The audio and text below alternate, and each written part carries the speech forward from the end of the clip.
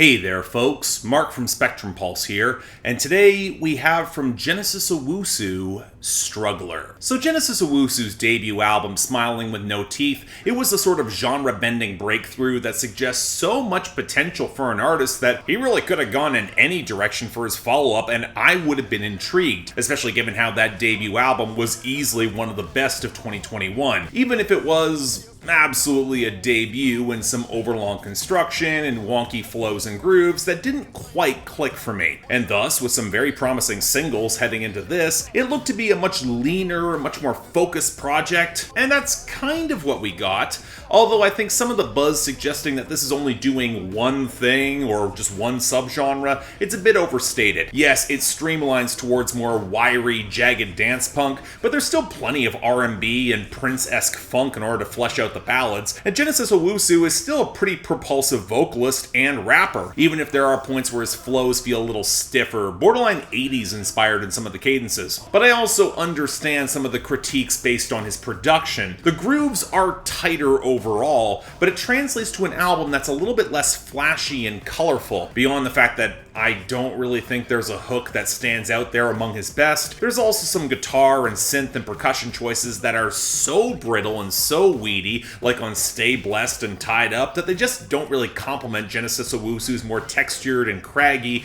but also occasionally buttery smooth vocals. Now, I do like the concept, with the protagonist as a morally ambiguous cockroach trying to survive the predations of this colossal, angry, unknowable god. The whole Kafkaesque imagery, it maps pretty cleanly onto a black man's experience under late capitalism, and then peels through nihilism, existentialism, and lands ultimately at absurdism, where it's not quite a happy ending, but one that works for him in that moment. It's actually pretty philosophically loaded and kind of high concept, and I'm normally a sucker for that sort of journey, especially with all of the references to Waiting for Godot, but I also can't help but shake the feeling that there is this deeper emotive connection that's just not translating as well here compared to some of the more visceral symbolism that came on Smiling with No Teeth. I mean, some points feel a little bit obvious, the metaphors are a little loose and not fully realized in some of the lyrical detail, which could afford to embrace a little bit more of the psychological nightmare fuel of this scenario, where the streamlining of the themes and the sound means that some of the wilder flair has been lost along the way. Overall though, it's a little bit odd, because on many levels I would consider this an improvement in terms of tightening and focusing his material, making a sharper album overall, but I'm not sure Genesis Owusu sees enough of the benefits of this outside of isolated cuts like